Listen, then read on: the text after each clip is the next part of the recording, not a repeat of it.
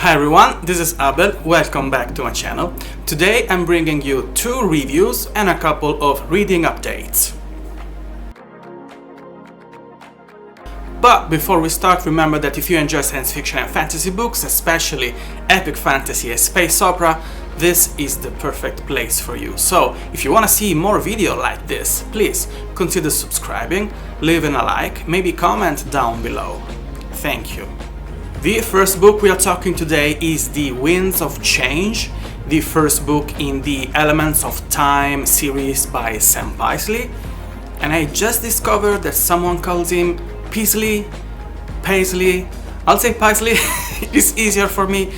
But please, Sam, if you're watching to this review, feel free to correct me. Yeah, I digress. This is a very, very good book. One of the best books I have read during the last 6 months or so, and a pretty surprising one because I wasn't expecting it to be the kind of book that it actually is, because it starts in a way and then it opens up and becomes much more ambitious and epic that you could imagine, even though the cover actually does a very good job in giving you the vibes of the story and makes you kind of prepare for some kind of epicness, for something really big and really huge. But just reading this synopsis, I was not ready. I was not prepared for the sheer scope of this story, which is far bigger than expected. We have 2 protagonists, and they are Reed and Cooper, that are the emotional core of the story. They're the pillars, the fundamentals, what kept me engaged and what kept me connected to the story, even in the few moments when I was not sure if this story was exactly for me. I had good vibes, but there were a few moments when I felt that I was kind of losing interest. But the fact that I stayed connected to the story till the end, and then I ended up enjoying it that much, is a testament to the sheer quality of the work we have here. The quality of the writing and the way the author kind of designed everything to have a specific place in the story, a specific role in the story, and it works and it builds up to the end, to that epic, huge, incredibly emotionally charged end that I loved so much. But I'm getting ahead of myself. We have those 2 characters. We have Reed and Cooper. They're very young. They're in their late teen. I think that Cooper is already 18 and Reed is almost 18. They've been best friends for the entirety of their life. We actually see a flashback, a very emotional flashback, where the author shows us the way, the very natural, very organic way where those 2 guys, as just children, they meet for the first time and they decide that they're going to be best friends, which is very cute. It is very, very sweet and very realistic. And we see them approaching the end of high school, getting ready for college. And right from the start, I have to give my compliments and say good job, bravo to Sam, for actually making an amazing job to characterize Cooper and Reed. He uses a couple of specific scenes to build them up as people with realistic desires and goals and fears. You'll see that Reed is a more calculating, in a good way, one. He is more realistic. He has plans for his future. He comes from a difficult upbringing, and he knows that he needs a scholarship and that he needs to study to have a simple and good life. And he's actually pretty scared to make any mistake that will go and hinder his chances to go to college and get a good job and have a good life. While Cooper comes from a very different upbringing. and he comes from a very lovely family. You can think he's kind of spoiled, but it's not actually that. He's very well loved. He's a good guy, but he's not planning the future. He's moving along with the ride, he's going with the flow, and that covers up a few of his fatal flaws in his character that you'll discover in the rest of the story. So we have those first scenes that describe the kind of private life that those two guys do, the relationship with their parents, how they consider life and school, how they relate to the rest of the world. And it is, I will not say that it is slow pace, but it takes a considerable chunk of the beginning of the book, which is very long. I'm very grateful to Sam for gifting me the paperback, which is more than 500 pages long, but it has a very teeny tiny font that this could be longer. And if you go and check out the Kindle page for that book, I think it's around 800 pages long. This is a very long book. And given the fact that I have not great eyesight anymore, you can see it was kind of a struggle to read it on the paperback. I'm sure you'll be okay. You will have better eyesight than me. And I ended up reading on my Kindle and a little bit of it reading out aloud by Alexa. And it was very enjoyable. Just to say, this is all to say that this is a very long book, much more than the 500 and more pages that you'll have on a paperback, which is a stunning edition. It's a beautiful paperback. I've seen very few self-published books so beautiful. And then, let's back to the story. Then you have those few scenes, and then you have two specific scenes that work concurrently to show you the fatal flaws, both for Cooper and Reed. A moment that they kind of break, and we see their weaknesses, their fear exposed out loud, and a little bit of conflict between them. Every friendship has that. Even with your best friends, you will have that kind of conflict. But it is nice to see how it is used to further the story, to make you understand why they do a few specific decisions, especially Cooper. Because at a certain point, we stop this kind of slice of life narrative that we have to know the characters and understand them. And the epicness begins because we have a third point of view from someone that it is very, very much not a common human being. How for a lack of a better wording, I'm trying so hard not to spoil you about the book. And you see through the internal dialogue of that character that the universe is very, very different from what we know today. It is much more complex, and there's a war brewing on a very higher level. Because I think that the synopsis tells you a little bit about this. I'm not sure, I don't think I'm spoiling you, telling you that there is this intergalactic war between otherworldly entities that rule as gods in the universe, and that Cooper and Reed have a specific role in this conflict. And the story opens up, and it becomes much faster and more complex because you have Cooper's and Reed's point of views in a bunch of chapters, and then you have various point of views for those entities, from those gods that are meddling with the universe, and they have political struggle inside, familial conflict. It is very big, very, very, very complex.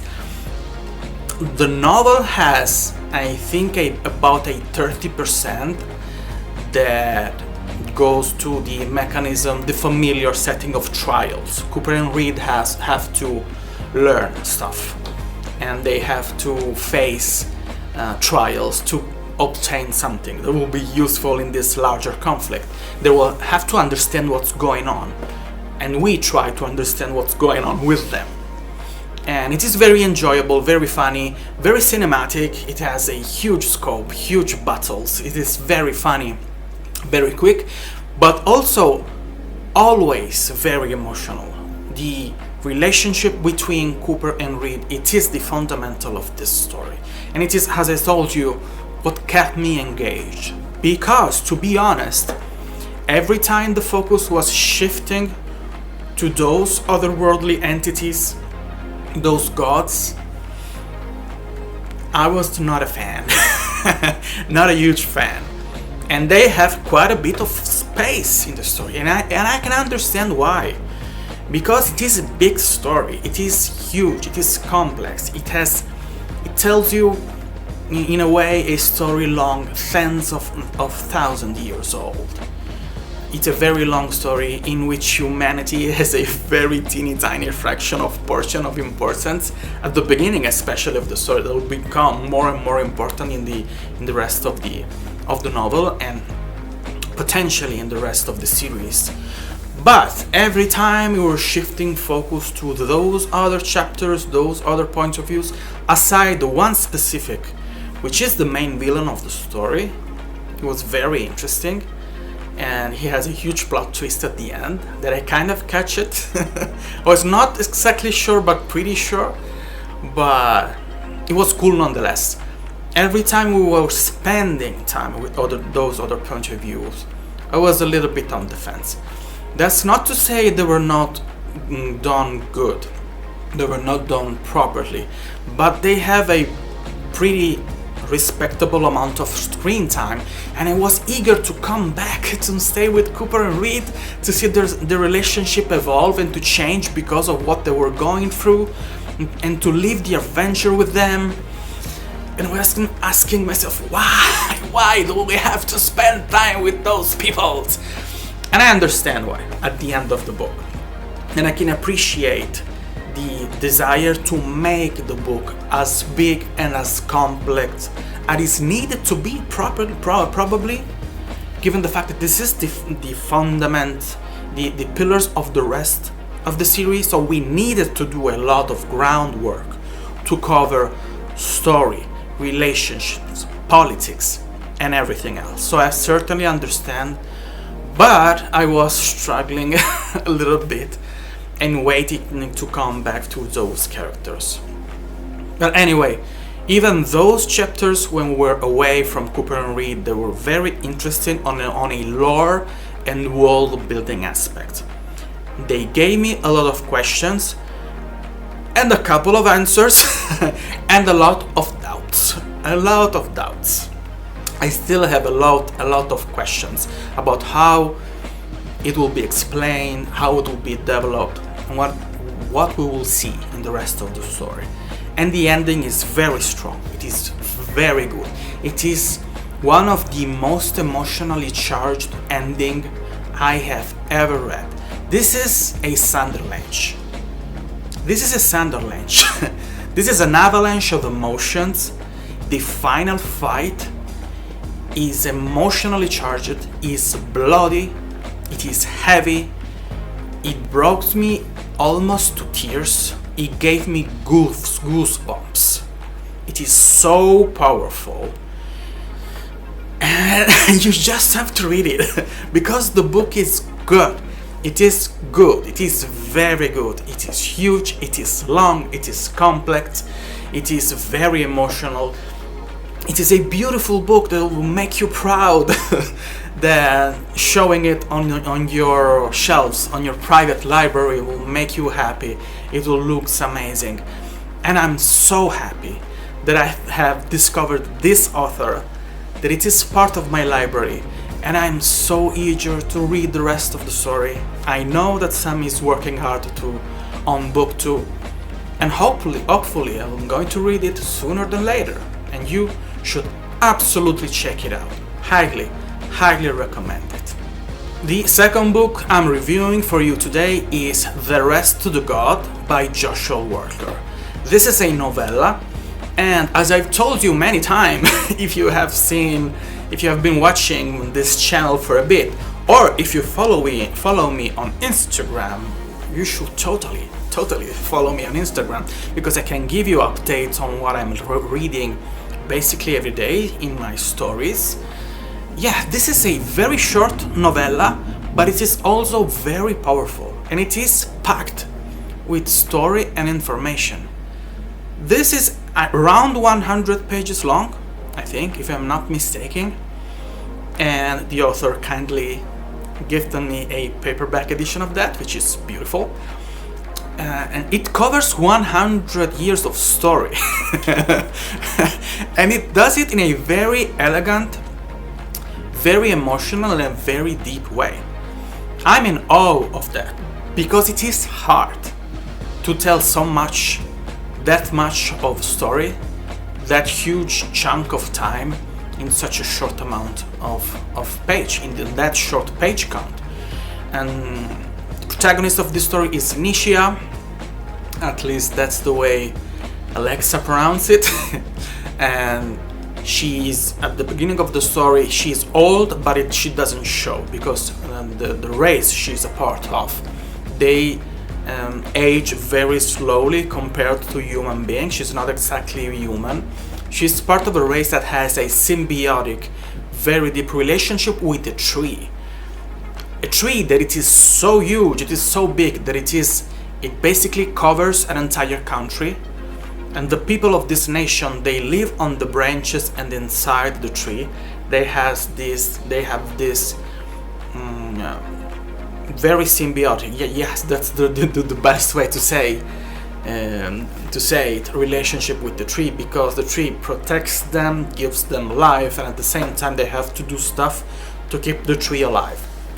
At the beginning of the story, she has tasked to assist troops on a conflict on the peak of the mountains. This is what you see on the blurb of the book. And then she's a healer. She helps heal the troops when they get stopped and wounded and all the rest. And at the beginning of the story, she gets tasked to do something more. She has to guide a small group of people to do something that will change the outcome of that conflict. And that's when you have the introduction of this other race, that they're not human at all. They're speaking animals. You'll see that they're very cute, very nice, and they have, in that small amount of pages, in the few screen time they have, the author did an amazing job to describe their own mindset, the way they think in a very different way from human beings. And then you have these two concurring timelines. You see Nishia going on that mission to change potentially the outcome of the conflict, of that specific portion of the conflict. And then you see a lot of flashbacks since when acquired those amazing powers that she has, and the specific abilities that make the world of the novella, and potentially, I think so, of the rest of the novels, so different from our novels. The incredible abilities she has, they come from a specific source of power, that it is very complex, and it is explained just on a superficial level here. I think it will have much more space in the rest of the novels. You see how she gets those powers and how that affects her relationship with her parents and with the rest of her community, and how she's forced to embark on a very different path of life from what she actually desired. And then you jump and see her growing up and becoming powerful, building relationship. You see the rest of the cast that will be actually showing up in the actual timeline when she's on a mission, and it is very nicely done. All of those time jumps could make it a little bit hard to follow if you're not used to that kind of narration, but it is very well done. The author actually holds your hand and takes you slowly through the rest of the story when you need it, and leaves you go and flying by yourself, flying solo when you need to fly solo. So it is very expertly done. And then it culminates in a struggle, in a fight at the end of the book, and it leaves, in a way, it closes the circle of that specific story for the novella, and on the other hand, it opens up for the rest of the series, for the novels. I think that Joshua is planning to have a novella, a novel, a novella, a novel alternating, and I can't wait to put my paws on the novel because I can see how big and expensive and powerful it can be. It shows that he has very good writing skill. He has writing chops. He flexed a little bit his writing muscles in this novella, but I can see he can deliver us much more. This is a very good novella. I am not a fan, actually, of short format stories. I love novels. I love chunkers. But this is good. This gave me a little bit of the vibes regarding to novellas, not because they're similar to The Fall from Ryan Cahill. That one is a very short and very powerful novella too. I think it's on that level of quality, but this one is even more original on a lore and world building side. You cannot compare it to anything. The Fall is very familiar. It has dragons, it has elves, it has human warriors. This is much more unique, and it does a very good job in introducing us to the world, to a small portion, I think, of the characters, and making us eager to read the rest. So good job, Joshua Walker, and I'm very happy I have been able to read it on Kindle, and that I have my paperback that came to Italy from Australia on a very long and very perilous journey, but it is all intact and it looks very good on my library. So go check this novella out. It's very good. You'll thank me later. And now a couple of reading updates. I'm reading Restorers by Livia J. Elliot.